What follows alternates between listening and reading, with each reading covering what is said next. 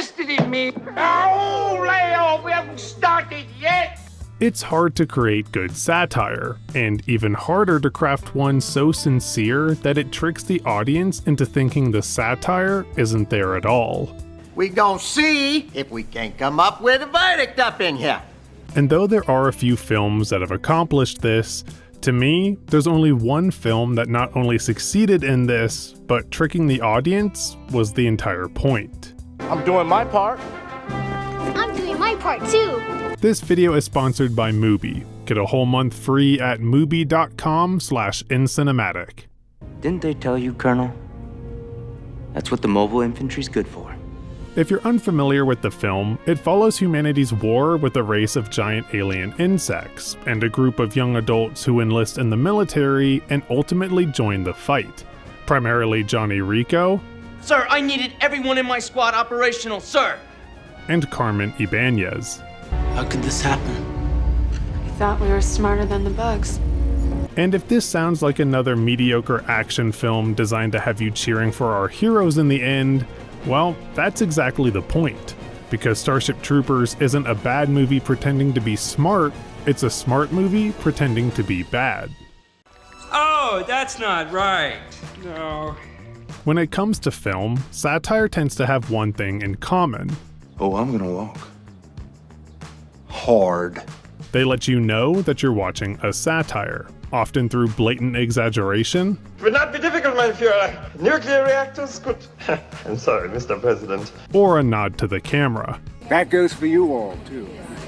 Yes. But for as over-the-top as Starship Troopers may seem, that doesn't happen. The mask never drops, and it does this intentionally, because Verhoeven knew that is where the satire comes from. If they had been winking at the camera, saying, "Look how funny this is," the movie would be a disaster.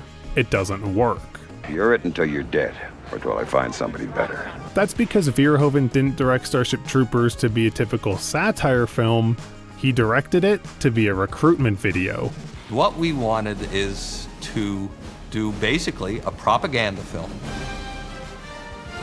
for this government in the future that was trying to recruit young people to come and go and fight in this foreign war.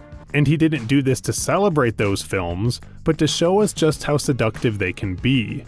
And thus, Starship Troopers doesn't hold your hand and tell you it's a satire. It lures you into becoming part of the very system that Verhoeven was criticizing, with him stating, "I wanted the audience to be seduced, and then wonder, what am I being seduced by?" And while that could come from the film's writing or overall tone, where I think the film truly shines is in the characters themselves. But before we get to that, if you enjoy satire films that play it straight like Starship Troopers, then you should check out Armando Iannucci's masterful comedy In the Loop, which you can stream now on Mubi, today's video sponsor. Mubi is a streaming service dedicated to elevating great cinema from all around the globe, and what sets Mubi apart from other streaming services that use algorithms to pick their movies, every film on Mubi is thoughtfully handpicked by a team of curators. Officer, please, allow me to finish. I'm just trying to be of assistance. That means you can find something new to discover, whether that's a fan favorite or an independent film. I know I was personally thrilled to see that Mubi had Tarsem Singh's fantasy adventure, The Fall.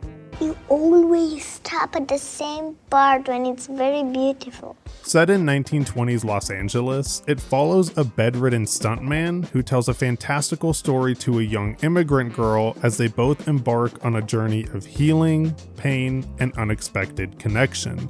It's a magical love letter to the power of storytelling and the human imagination. Sooner or later, she's gonna leave him for a richer man. After my girlfriend Melanie took me to a special screening of it, I'd been searching for a way to watch it again since it's never available on streaming services and clips online are few and far between. Mubi's unique film selection made that possible. You can try Mubi for free for 30 days at mubi.com/incinematic. That's mubi.com/incinematic for a whole month of great cinema for free.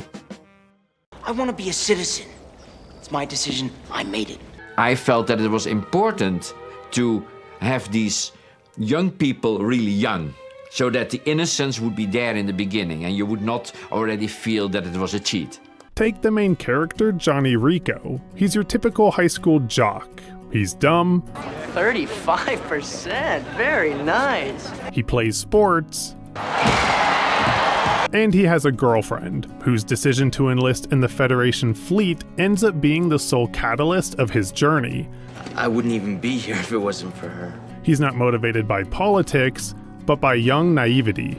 We felt that these people should represent a kind of a beautiful, innocent, naive part of society. And basically I felt that this innocence and naivete that I wanted to express in the beginning was necessary to contrast really with the terrible things that happened in the second part of the movie.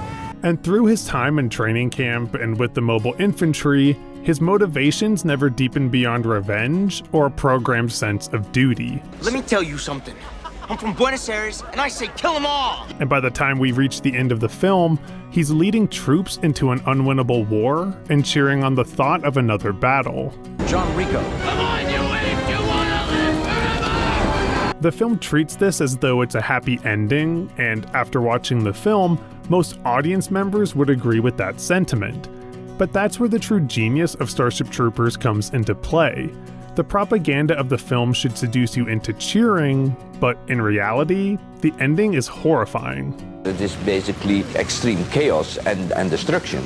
All these people that go there gung-ho because they're going to find the bugs, it's called here, the enemy, and they're motivated and the things are going to be great and it's wonderful, and most of them get killed and torn to pieces, and that's what war is about. But it wasn't just the characters or their individual journeys that Verhoeven used to his advantage.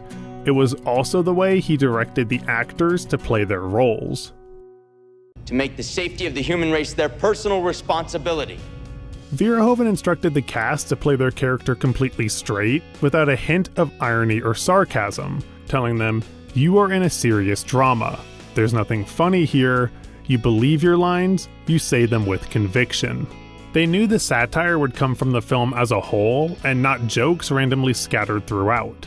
Essentially, they weren't trying to simply mock propaganda, they were making their own, and thus, Verhoeven needed the actors to be fully committed. An actor's director, he will use every technique he possibly can just to pull out anything out of you that he doesn't feel like he's getting. It's why scenes revolving around active battles or politics seem filled with over-the-top emotion to match the intensity of the fighting or the debate. With Verhoeven often shouting the words he used the most when directing, more, more, more.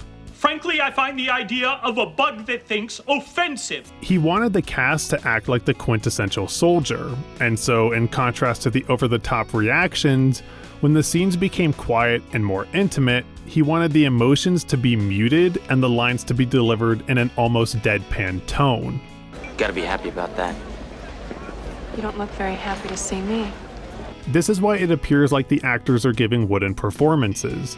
He didn't want the characters to have enough complexity to be reflective, he wanted them to have just enough personality to be likable. It's school kids, they're just coming out of school, and people that age, in their 17s, whatever, they don't have a strong personality yet. You need the young generation to fight, to kill, and not to think. That's why it's cast that way, that it's not about strong personalities, which they have to lose. It's people with a surface, but you cannot see behind the surface. In other words, the performances aren't simple and one-dimensional, they're just designed to look that way. Hey, Rico, want to sit together? No thanks, Diz. And in a similar vein, the same can be said about the film itself. Despite what critics and audiences at the time thought, it's not simply a film about humans fighting bugs, it's about how societies create bugs to justify their own aggression. Dominates this galaxy now and always. It's hilarious, horrifying, and so brilliant that it tricked an entire generation into cheering for the bad guys. It's a fray! I'm Luke. But what makes you think you're good enough? Thanks for watching. Would you like to know more?